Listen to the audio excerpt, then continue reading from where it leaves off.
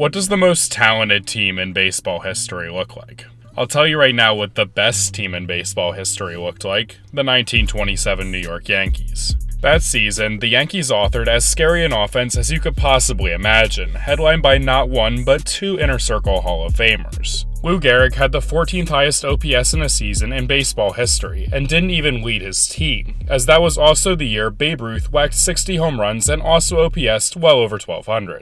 They also had two other Hall of Fame position players go over 6 WAR, creating a lineup still known today as Murderers Row.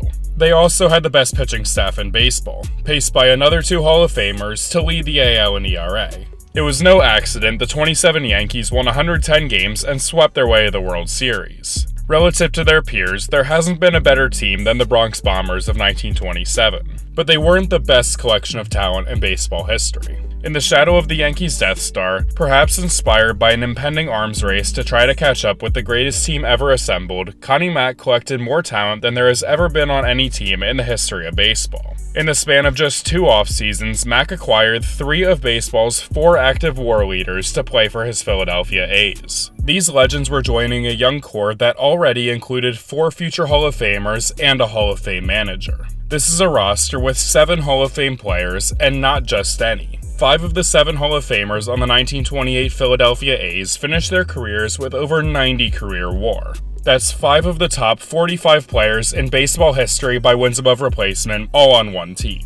A collection of all-time legends like that has never been seen anywhere else in baseball history. It never will again. The roster combines for 1,140 career wins above replacement over the course of their careers, the most in baseball history. It's the greatest collection of talent in the history of the sport, but it didn't lead to a ring. In an era where only 2 teams played past the regular season, the 1928 Philadelphia Athletics didn't even earn the right to compete for a title that year. This is the story of how Connie Mack stacked an unprecedented number of legends on his roster at one time, and how it took moving past it to return him to the promised land. The story of the formation of the greatest collection of talent in baseball history takes us to May 1926. In 1926, former Tigers pitcher Dutch Leonard came to the American League president with a jarring story of gambling in baseball. He told of a game from 6 years prior that he claimed was fixed by 2 of the greatest players to ever play the game. Both of the men at the forefront of the new scandal, Ty Cobb and Tris Speaker, were past their prime player-managers by this point, and Leonard had a clear motive to want to see them in trouble. A talented lefty who had posted the modern-era ERA record in 1914 at a staggering 0.96, Leonard was also a very controversial personality. In his early 30s, he earned himself a 3-year suspension from organized baseball for refusing to come to work. When he returned, he wasn't the same player he had been at his peak, and in 1925, Leonard was waived by Cobb and the Tigers. His career ended there when no major league team, including that of his former friend Tris Speaker in Cleveland, picked him up. Dutch Leonard, and all of his spite, came to league president Ban Johnson with an accusation that Cobb and Speaker, along with him and Smokey Joe Wood, had fixed a Detroit-Cleveland game in 1919. His evidence was 2 letters, one by Wood and one by Cobb, that did little more to prove Cobb and Speaker's involvements than to show that the fix was something that Cobb was aware of. The game itself, although a little strange and short, featured Ty Cobb and Tris Speaker performing pretty much the opposite of how their bets should have led them to. The result of the accusation was that both were forced to retire, and Ban Johnson tried to ban both men from the American League. But when the allegation reached Kennesaw Mountain Landis, the commissioner of baseball, he eventually determined that neither had fixed the game. Cleared of any wrongdoing, Cobb was immediately recruited by legendary manager Connie Mack. On February 8, 1927, Ty Cobb announced that he was joining the Philadelphia Athletics. The next offseason, Mack was able to acquire the other guy he'd wanted ever since his reinstatement, Tris Speaker. Cobb and Speaker were 2 of the 3 legends who joined the A's in 1927 and 1928. Joining those 2 was Hall of Fame second baseman Eddie Collins. Over a decade before, Collins was quite possibly the best player in baseball for the A's dynasty of the early 1910s. As his team won 3 World Series and appeared in a 4th over a 5-year stretch, Collins averaged a .344 average and 8.8 wins above replacement a season on those teams. Those numbers ranked 4th and 1st in baseball during that time. With Connie Mack going on a fire sale of his elite roster before the 1915 season, Collins was shipped to Chicago, where he continued to be one of the best players in baseball through the mid-1920s. When the A's finally returned to form from decimating their roster a decade earlier, Collins returned to Philadelphia for his age 40 season in 1927. He would play just 36 games on the 1928 team, but having him on the roster gave that A's team what remains the 2nd, 5th, and 11th players on the all-time hits list. At the time, they were 1, 2, and 5. These were 3 of the best players who had ever graced a baseball field by that point. They combined for 410.7 career wins above replacement. Connie Mack added them to his roster over the span of 2 off-seasons.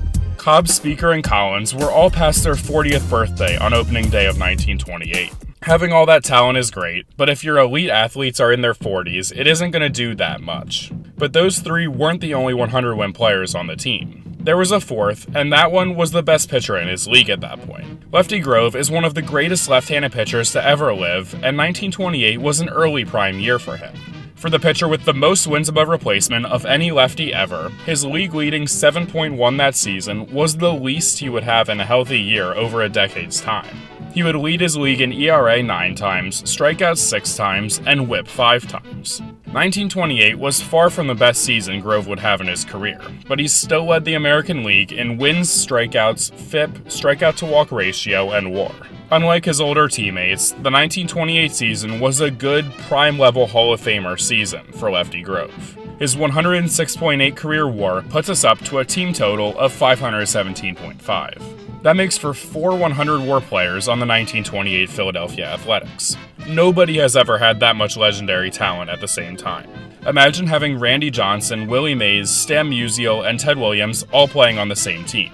From a career WAR standpoint, that quartet of all-time greats would actually be worth 10 less wins than the one the 28 A's actually had. Now imagine that team also had, say, Adrian Beltre. In 1924, A's legend Frank Home Run Baker, now a player-manager in the East Shore League, stumbled across a high school junior named Jimmy Fox.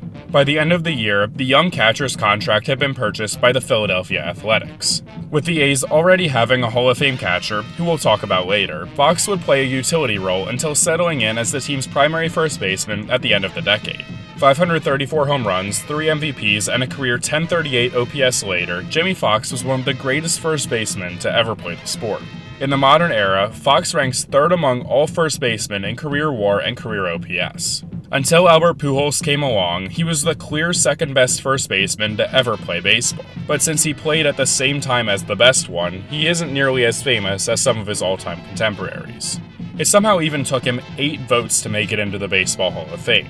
Jimmy Fox was much better than those voting results gave him credit for.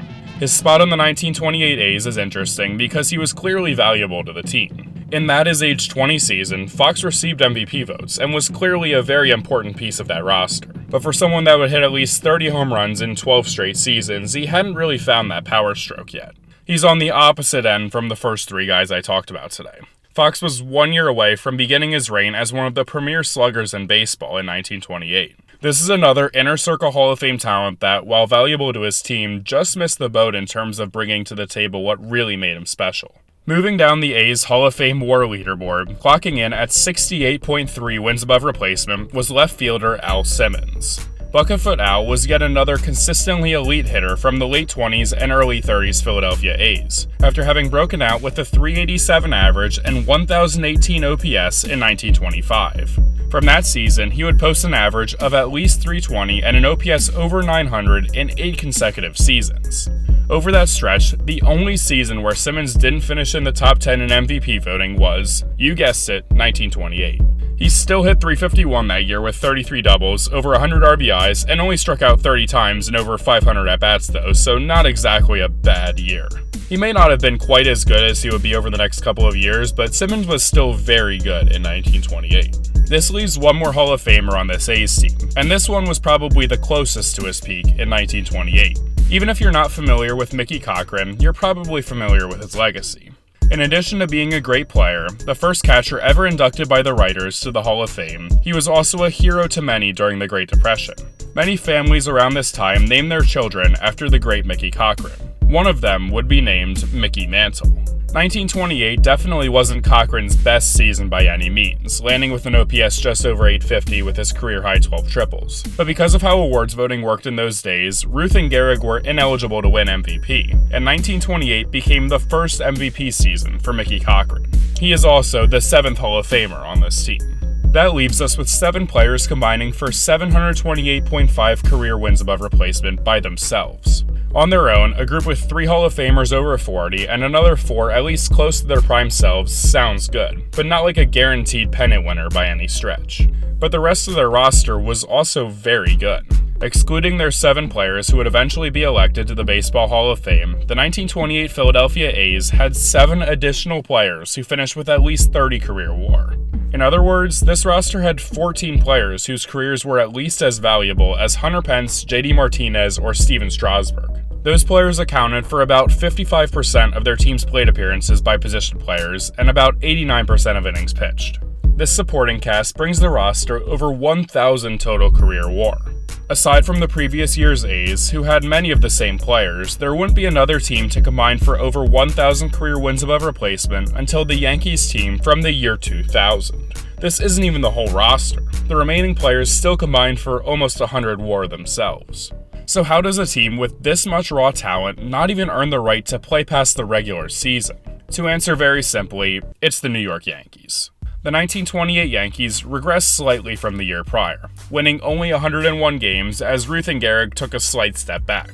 By that I mean they went from having top 15 offensive seasons in baseball history to just the 31st and 74th best. Yeah, this Yankees team was still really good, but the Athletics still made it interesting. Trailing by 12.5 games in mid-July, they rattled off 40 wins in 52 games to take a half-game lead on New York. This led them into a September 9th doubleheader at Yankee Stadium, a good opportunity for the A's to take a stranglehold of first place, especially with Lefty Grove on the mound the following day. They got swept. Both games of the doubleheader went to the Bronx Bombers, and then they beat Grove, ending the day on September 11th with themselves a commanding 2.5-game lead in the American League. Philadelphia wouldn't see a league lead for the rest of the season, ending the year with 98 wins, 2.5 out of first place. In a world where the only postseason baseball was the World Series, the A's were left on the outside looking in. To end the story here, though, wouldn't really do justice to the story of this era of A's baseball. And where this was an incredible collection of talent, Connie Mack was also laying the groundwork for the creation of a juggernaut. To get there, though, Mack had to move beyond some of what made this 1928 roster so intriguing. Their 2 highest career WAR players, Ty Cobb and Tris Speaker, both retired after 1928. They had combined for 159 games played and about 2.5 wins above replacement in their farewell seasons, but their replacement, Mule Haas, would become a mainstay at the top of the A's orders for the next few years. In advancing past the old guard of stars, the team was able to find a real upgrade and a solid starter for them. But most importantly for this franchise's growth were the 4 remaining Hall of Famers, besides Eddie Collins, who effectively just became a coach, all hitting their true primes. All 4 of Grove, Fox, Simmons, and Cochran have more productive 1929s than 28s. Simmons and Fox both broke out and joined the Ruth and Gehrig tier of hitting stars in 1929, finishing 2nd and 3rd in the American League in both WAR and OPS. The difference for Cochran and Grove was less significant, but Grove led his league in ERA, FIP, and strikeouts, and Cochran saw a moderate increase in OPS. These guys were all elite-level Major League stars. The 1928, 30, and 31 Philadelphia Athletics, with these guys leading the way, all won over 100 games, winning 2 World Series and falling in a Game 7 of a third. It was an almost identical 3-year run to the Yankees stretch that immediately preceded it. So what does this say about collecting incredible amounts of talent on a roster? On its face, having the most talented roster in baseball history should put you on an inside track to the World Series, but it hasn't really worked that way. Not only did the 1928 A's not even win a pennant, but neither did the 2nd or 3rd greatest collections of talent ever. The 2005 New York Yankees became the 2nd team ever to eclipse 1,100 total WAR, trading for Randy Johnson and calling up a young Robinson Cano on top of their existing championship core. They still won just 95 games and lost in the ALDS. It was a roster with incredible high-end talent, but one of the worst benches I have ever seen. Like, they literally had 9 position players on their entire roster with positive WARs that year, and one of them was a guy who played just 9 games. Their contingent of successful but very old pitching collapsed in the ALDS, with Johnson, Al Leiter, and Mike Mussina all posting ERAs over 5 in the series to get the Yankees bounced.